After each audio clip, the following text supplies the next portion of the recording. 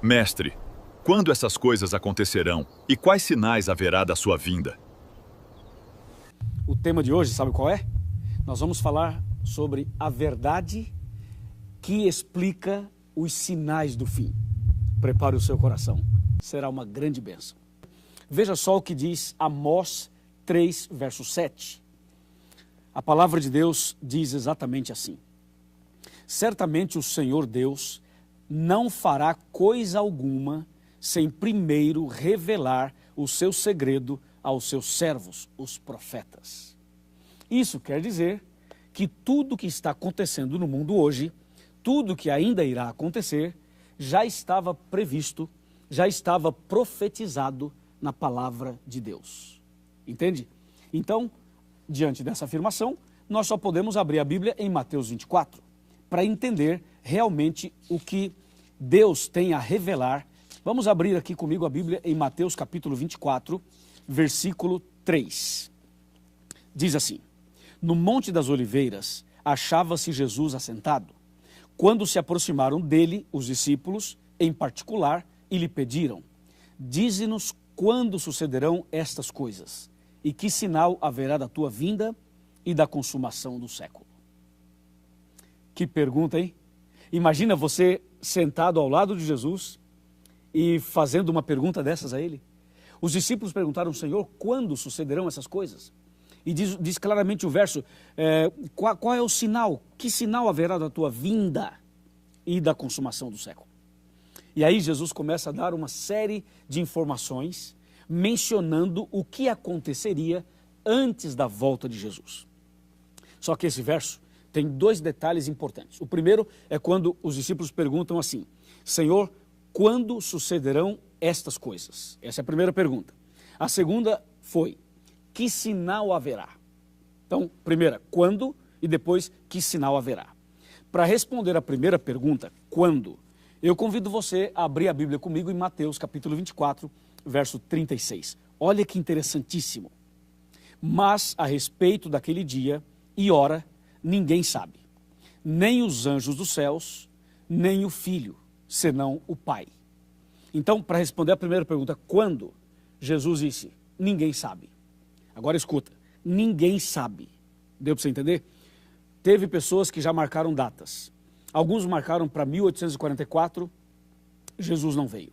Outros marcaram para 1914, Jesus não veio. Outros marcaram para 1975, Jesus não veio.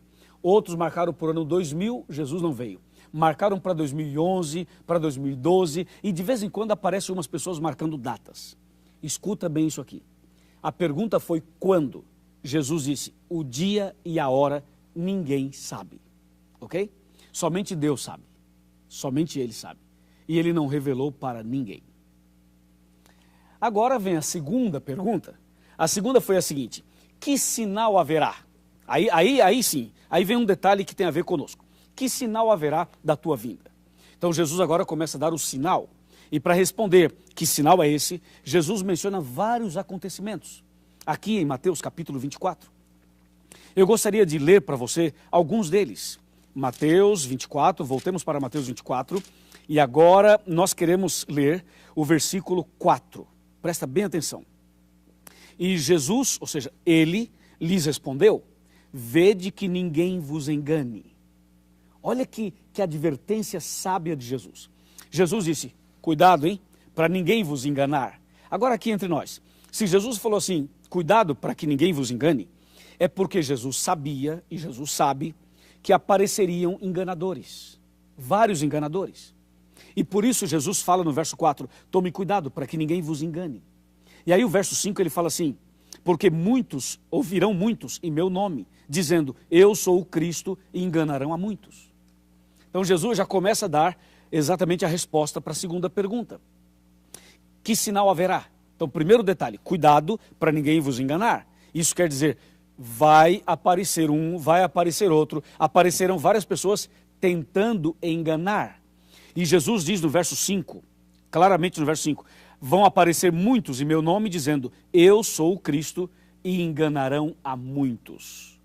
Bem, os textos continuam, e as revelações continuam, e a verdade sobre os sinais do fim continuam aqui em Mateus capítulo 24.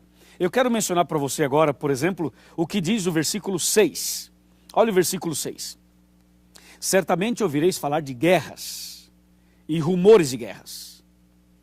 A Bíblia diz, não vos assusteis, porque é necessário assim acontecer, mas ainda não é o fim. Percebeu? Ele fala de guerras e rumores de guerras. Olha o verso 7. Porquanto se levantará nação contra nação, e reino contra reino, e haverá fomes e terremotos em vários lugares. Então agora ele fala de fomes e de terremotos. E o verso 8 diz, porém tudo isso, isto é o princípio das dores. E o verso 9 ele fala, vai aparecer tribulações, perseguições, ódio. E o capítulo 24 continua. Ou seja, hoje quando você olha no mundo físico, no mundo social e no mundo espiritual, você percebe claramente essas palavras, estas profecias, estas citações se cumprindo. Porque tudo isso faz parte do sinal que Jesus deixou, indicando a breve volta dele. Bom, o dia da volta de Jesus ninguém sabe, mas quando você vê guerras, rumores de guerras, terremotos, fome, quando você vê pessoas más, quando você vê corrupção, quando você vê inundações, quando você vê vulcões em erupção, quando você vê tsunamis, quando você vê todas estas tragédias acontecendo no mundo, significa que esse mundo não tem solução do ponto de vista humano. Que os homens, os políticos, os presidentes, os governadores, os prefeitos, estas pessoas, por mais bem intencionadas que sejam, elas não conseguem resolver os problemas do mundo. Porque esses problemas estão dizendo o seguinte, o mundo só tem um jeito, uma solução. E a única solução, o único jeito é a volta de Jesus. Jesus vai voltar para colocar um ponto final na maldade deste mundo, no pecado. Ele vai acabar com o mal, acabar com o pecado e vai estabelecer definitivamente um novo céu e uma nova terra. Louvado seja Deus. Amém? Bom, a Bíblia quando menciona os sinais do fim, a Bíblia também fala de outros detalhes, além desses que eu mencionei. Por exemplo, vamos abrir a Bíblia agora em Timóteo. Presta atenção, capítulo 3, verso 1. Sabe, porém, isto, que nos últimos dias sobrevirão tempos difíceis. Tempos difíceis?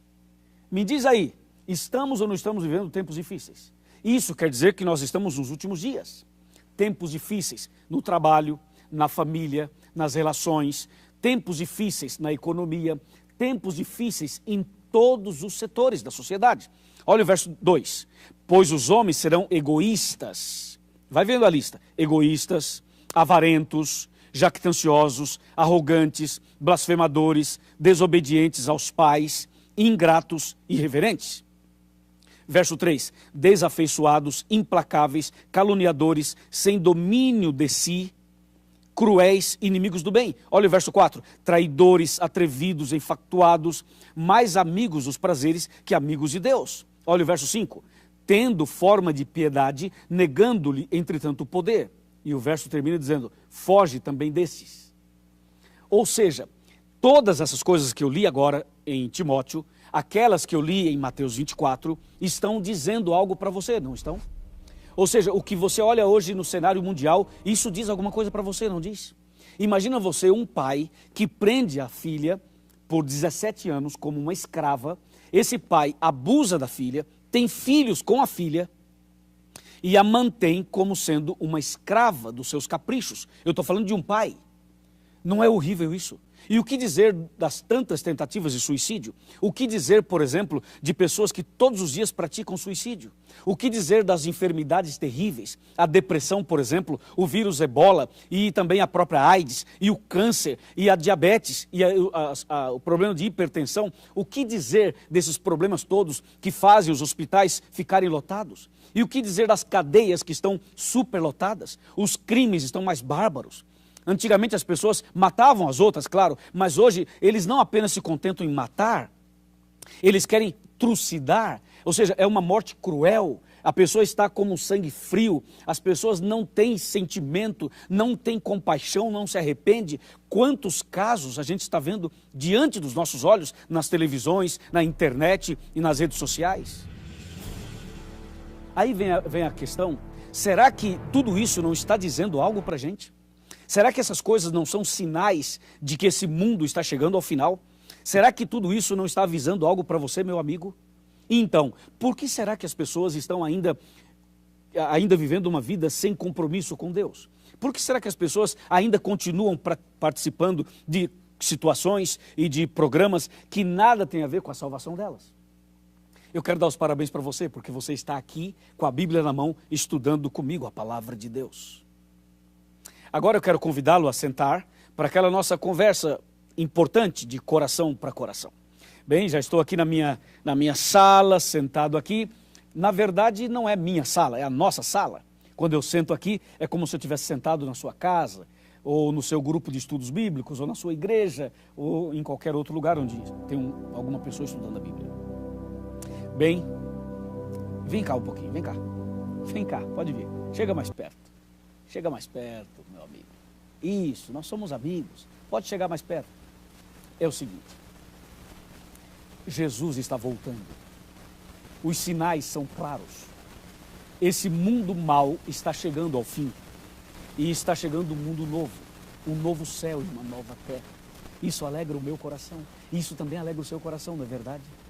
Então, meu amigo, eu pergunto, se Jesus voltasse hoje, você estaria preparado? Se a volta de Jesus fosse agora, você estaria salvo ou perdido? Salva ou perdida? Bem, ainda há tempo. Só de você estar aqui estudando a Bíblia conosco, significa que Deus está dando a você mais uma chance. Nem tudo está perdido. Você pode hoje tomar a decisão e se preparar para a volta de Jesus. Você pode nascer de novo. Você deve nascer de novo. Então procure a Igreja Adventista do Sétimo Dia. Vá à nossa igreja e diga assim, eu assisti um estudo bíblico, um DVD sobre a verdade, e eu quero me preparar para a volta de Jesus. O pastor vai te receber, os nossos irmãos irão receber, os membros da igreja irão receber você, e você vai começar agora a ampliar seus conhecimentos, os seus estudos, e vai se preparar para a volta de Jesus. Porque os sinais estão aí diante dos nossos olhos. Você aceita esse convite? Aceita esse chamado de Jesus? Aceita começar hoje uma vida nova? Aceita se preparar para a volta de Jesus? E aí se você fala, pastor, eu aceito. Vamos ver, fala aí. Aceita ou não aceita? Quer se preparar para a volta de Jesus? Fala, meu amigo. Diz aí, aceita ou não aceita? É claro que você aceita. Então só quando você falou assim, eu aceito. Sabe o que aconteceu? Acabou de cumprir mais uma profecia. É isso aí. Sabe qual se cumpriu agora? Quando você disse, eu aceito, eu quero. Se cumpriu Mateus 24:14 na sua vida. O Evangelho do Reino, ele foi pregado para você, está sendo pregado agora. E se você aceitou, significa que essa profecia na sua vida se cumpriu. Parabéns, parabéns, louvado seja Deus. Seja bem-vindo, bem-vindo ao povo de Deus. Eu quero orar por você e agradecer a Deus por sua decisão. Vamos orar? Vamos. Senhor nosso Deus, muito obrigado porque essa pessoa tomou uma importante decisão. Muito obrigado por esse tema maravilhoso que anuncia o fim desse mundo mau e o início de um mundo novo, o início de um novo céu e de uma nova terra. Eu entrego essa pessoa nas tuas mãos. Em nome de Jesus. Amém.